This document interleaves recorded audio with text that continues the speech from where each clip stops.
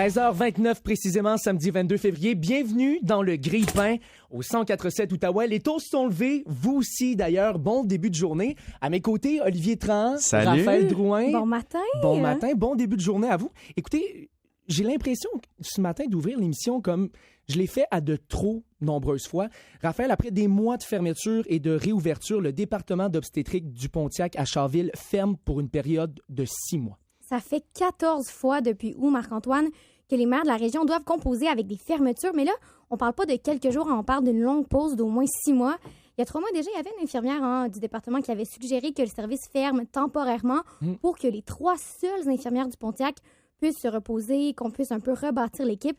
Et là, bien visiblement, son cri du cœur a été entendu. Et c'est un cercle vicieux vraiment dans cette situation-là parce que non seulement on a une pénurie d'employés, mais on n'est pas capable d'embaucher de nouveaux personnels parce que c'est pas attrayant. Il n'y a pas de CV qui sont déposés dans cette situation-là.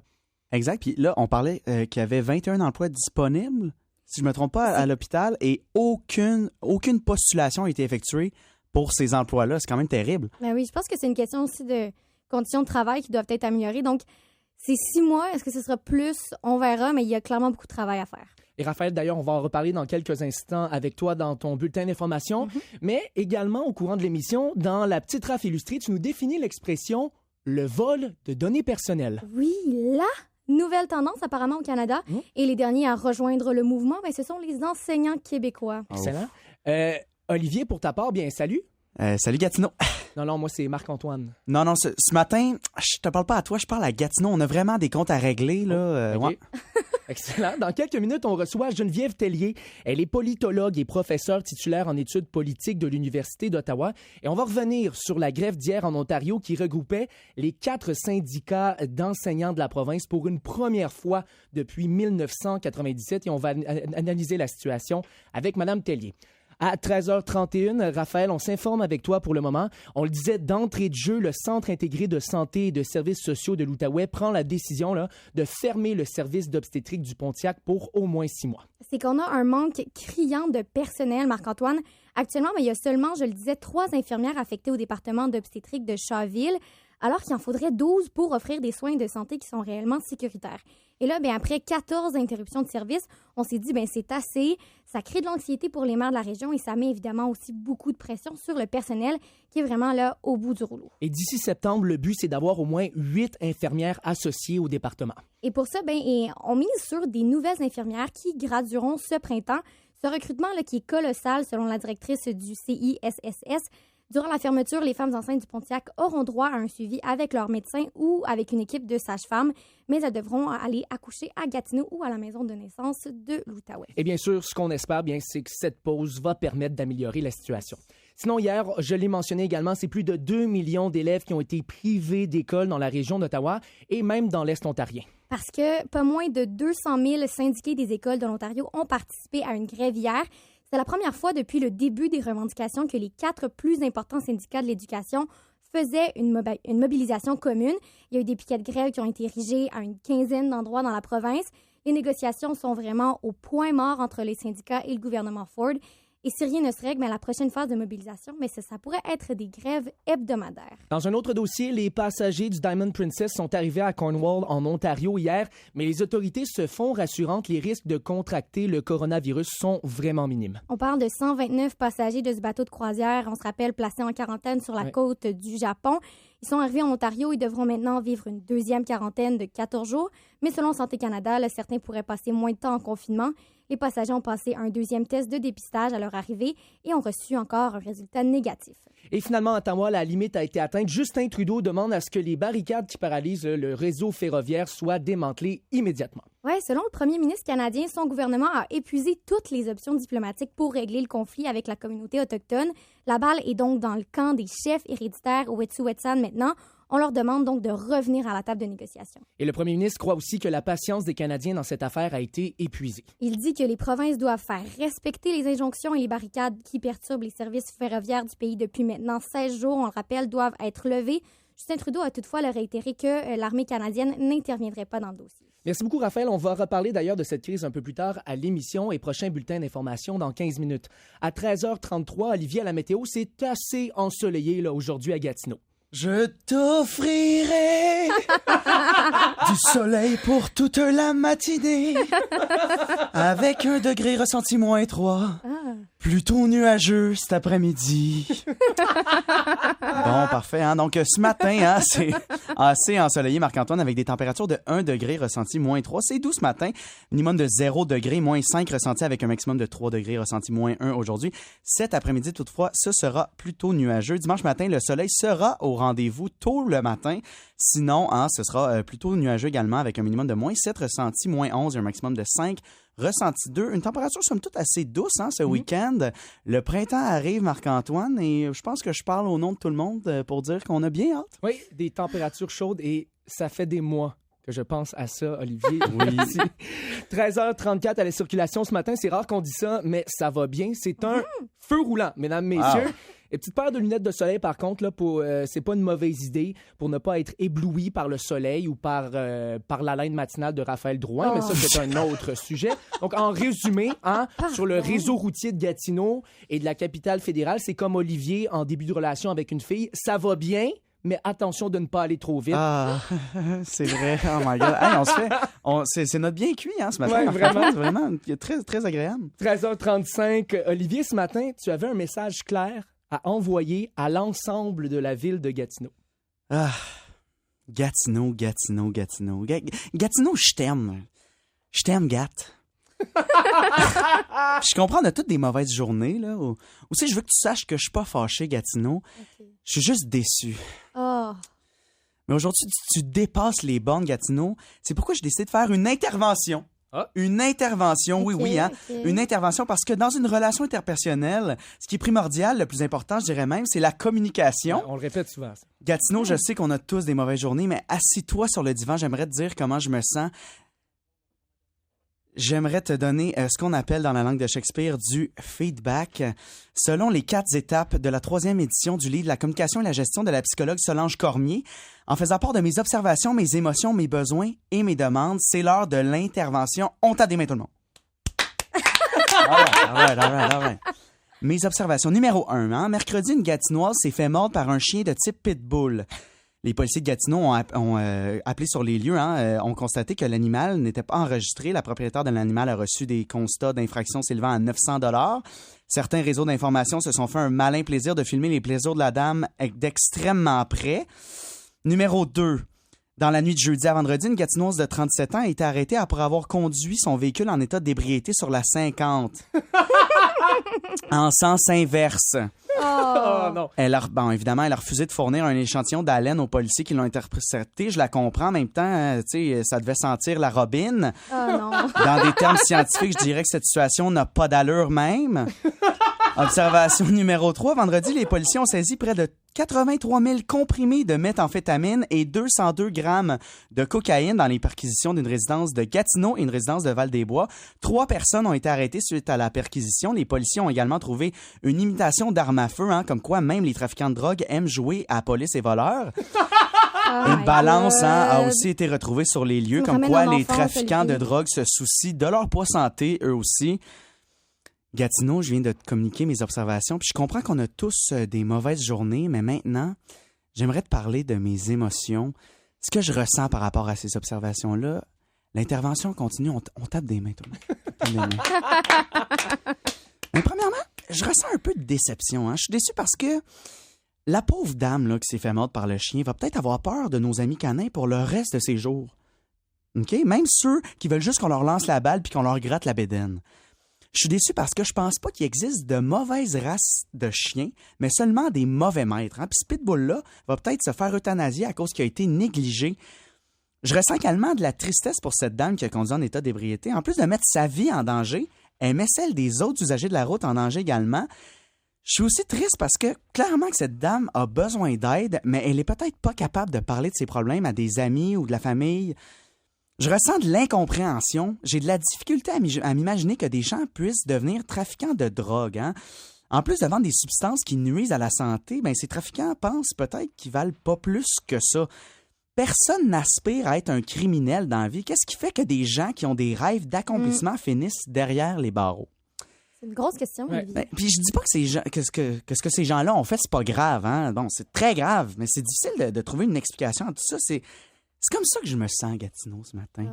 Ben, merci, Olivier. Puis écoute, je sais qu'on a tous des mauvaises journées, Gatineau, mais là, j'ai une demande pour toi. Je t'aime, Gat. Puis je sais que tu es capable de faire mieux que ça. Puis vendredi, c'était peut-être une mauvaise journée pour toi, fait que je te demande, pose-toi bien, passe une belle fin de semaine. Ben oui. Tu vas t'en remettre. On va s'en remettre, Gatineau. On est capable de s'en remettre. On va s'en remettre. Mais Olivier, tu sais, moi, il y a une chose que je pourrais pas m'en remettre à 13h39. Ah, ça, je le sais, Marc-Antoine. Vous le savez, hein? Il y a une affaire qui me dérange dans la vie, qui me purge au plus haut point, c'est quand on fait une mauvaise utilisation de mes taxes puis de mes impôts. Vous savez, comme Olivier, j'adore Gatineau, hein? Mais depuis peu, j'ai traversé la rivière des Outaouais pour habiter Ottawa. Et comble de malheur, on a appris hier que le très efficace train léger cherchait des amuseurs publics pour divertir les gens dans ces stations. Mes taxes, mes impôts. Ça a coûté plus de 30 millions de dollars supplémentaires. Le train est toujours en retard, puis en plus, tu me dis que t'es à la recherche de clowns pour me faire des caniches en ballon. Mes taxes, mes impôts. Hey, train léger, si t'es vraiment à la recherche de clowns puis de farceurs, t'as juste à regarder chez les membres de ta haute direction. Mes taxes, mes impôts. M'amener Coco le clown, hein? Ah, ça a débordé à matin. Ça a débordé. 13h40. Hier marquait la 16e journée des manifestations qui bloquent des voies ferrées dans différentes régions du pays. Les répercussions se font sentir aussi en Outaouais. Des entreprises de la région craignent pour leurs inventaires qui ne peuvent être ravitaillés. Et d'autres, comme Produits forestiers résolus, eh bien, eux, ils écopent parce qu'ils ne peuvent pas exporter leurs produits. Des mises à pied commencent même à se faire sentir. Bref, des conséquences en domino qui s'enchaînent assez rapidement. Et le premier ministre Justin Trudeau en a assez. Je le comprends.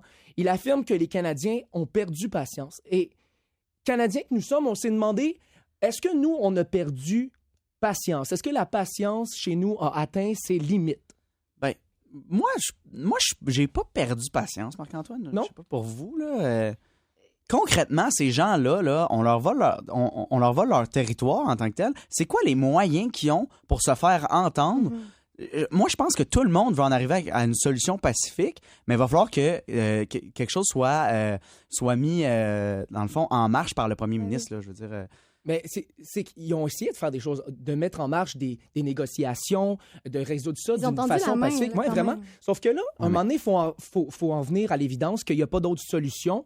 Puis, c'est que la crise des Wet'suwet'en aussi déborde de son contexte des communautés autochtones et ça a des répercussions là, à l'échelle nationale, même au niveau économique.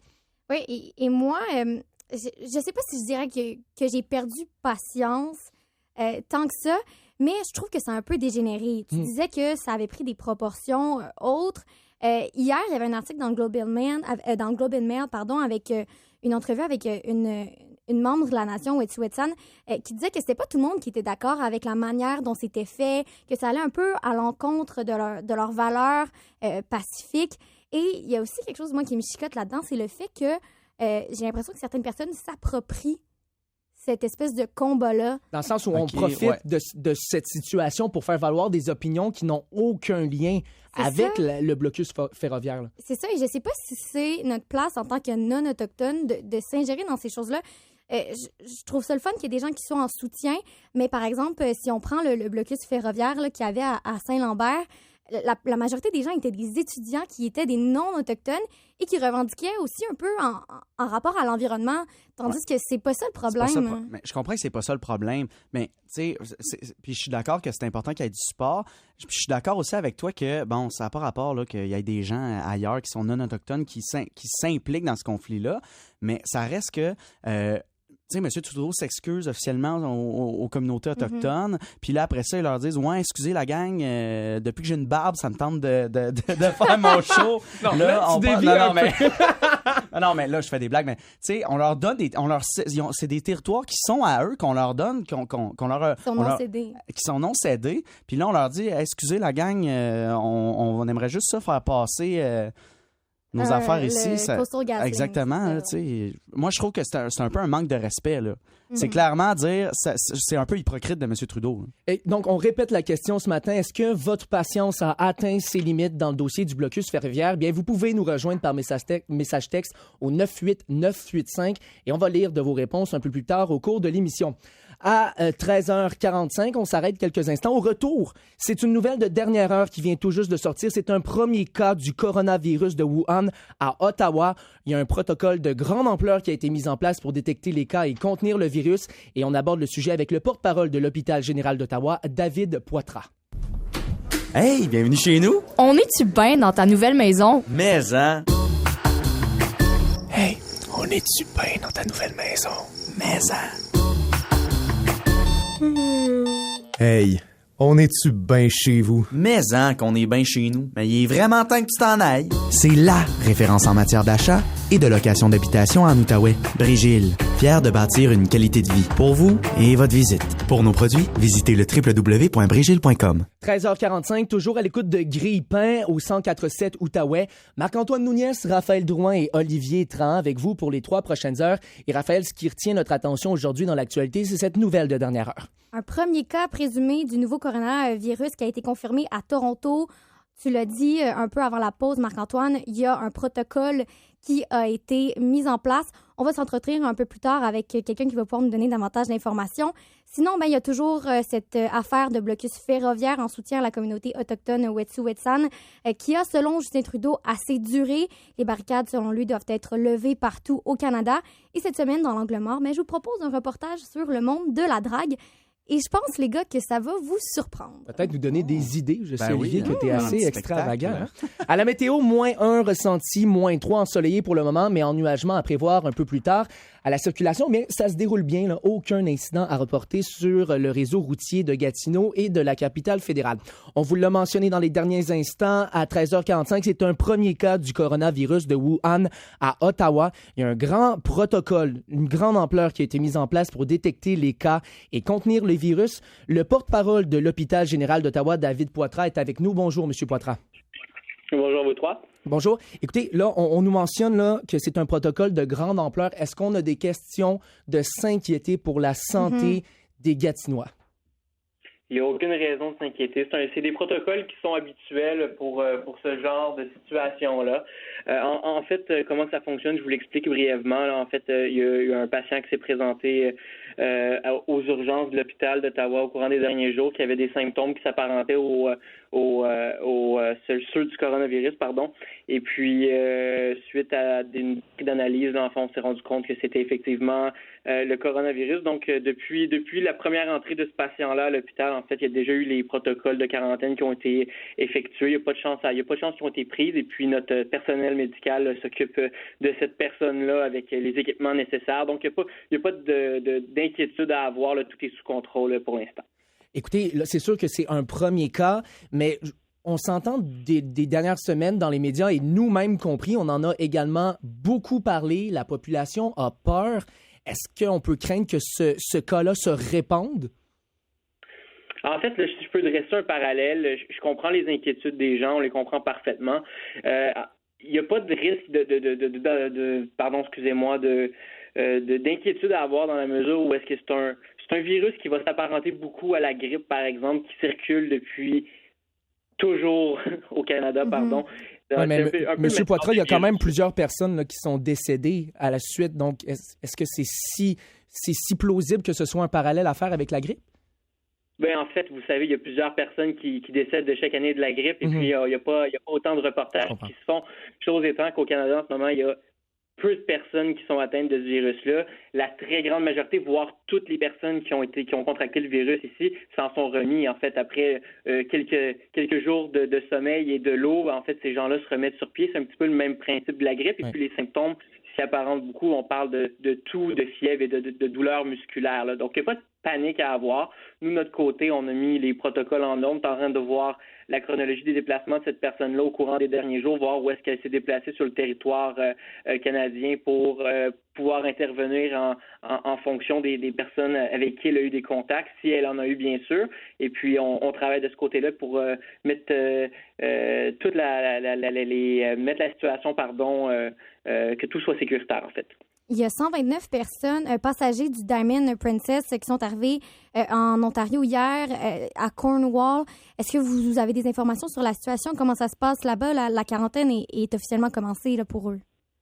En fait, c'est une autre situation qui est gérée par l'Agence de la santé publique du Canada. Ce que je peux vous dire, c'est que ces gens-là, actuellement, sont en quarantaine. Et puis, moi, j'ai pas plus d'informations à ce niveau-là, mais c'est une situation qui est totalement différente. Et puis, ces gens-là n'ont aucun contact avec aucun Canadien sur le territoire. Et puis, du moment où est-ce qu'ils vont être remis sur pied, ils vont pouvoir retourner vaquer à leurs occupations en toute sécurité.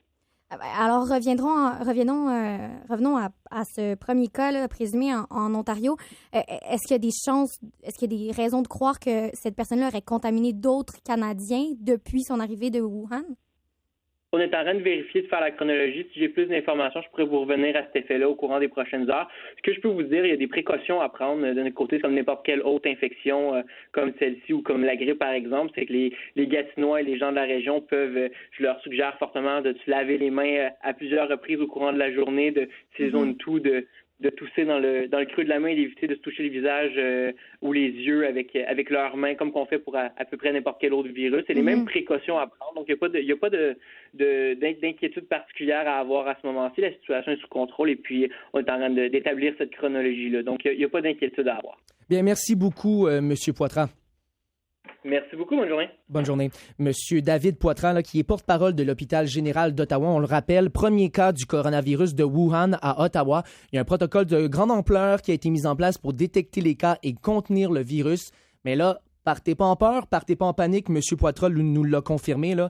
La situation a été bien prise en main par l'Agence de la santé publique et l'hôpital général d'Ottawa. Simplement, les précautions de base, se laver les mains et puis vous pouvez là, continuer le cours de votre vie en toute sécurité. Il n'y a pas de panique. Non, c'est ça. Le mot respiration est de mise. Hein? On prend une grande respiration. À 13h50, justement, elle nous permet de respirer, de s'évader. C'est notre moment de zénitude matinale, douce, charmante et articulée. Vous l'aurez compris, c'est l'heure de la petite rafle illustrée. Aujourd'hui, Raphaël, tu nous définis l'expression « vol de données personnelles ». Vol de données personnelles, tendance en plein essor au Canada, même plus populaire que les défis TikTok et plus fréquente que la chanson Coton Watté. Oh, c'est difficile à battre. Les derniers à se rallier à cette mode, ce sont quelques 52 000 enseignants du Québec. Et oui, le ministère de l'Éducation a confirmé hier que leurs données personnelles avaient bel et bien été volées en 2018. Vraiment, le Marc-Antoine? Oui. Après Desjardins, TransUnion, Revenu Québec et Capital One, rendu là, est-ce qu'on devrait pas plutôt parler d'une véritable tradition canadienne que le vol de données personnelles? Après la cabane à sucre, vol de données. C'est ça, le vol de données, là, ça fait maintenant partie de notre patrimoine. Je peux pas croire. Mais bon, Québec a assuré que les enseignants touchés auraient droit à un service de surveillance de leur dossier de crédit gratuitement. Au moins. Je leur recommande Equifax. Je ne sais pas si vous en avez entendu. Ouais. Je crois que c'est une entreprise qui n'a jamais eu de fuite de données. Non. C'est ça, hein, ça va. Mais bref, on est quand même avec les victimes là, de ce vol de données-là. C'est encore une bien fâcheuse situation.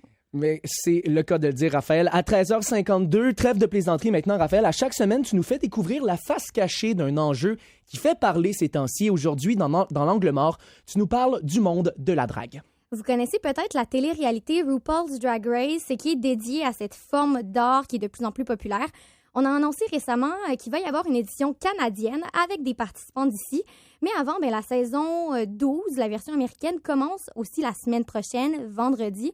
Et encore une fois, la production a été critiquée parce qu'on estime que les candidats ne sont pas assez inclusifs, qu'ils ne sont pas assez représentatifs de la communauté LGBTQ+. J'ai voulu me pencher là-dessus. Je suis allée dans l'angle mort de la drague et quoi mieux pour se faire que de se rendre dans la capitale québécoise de l'art de la drague. Montréal. Il est 8 heures le samedi soir au bar Le Cocktail et la foule est en délire. Elle vient voir Wendy Warhol, une des dragues montréalaises les plus connues avec plus de 16 000 abonnés sur Instagram. Wendy Warhol! Mais Wendy n'est pas nécessairement la première personne à laquelle on pense quand on parle de drague.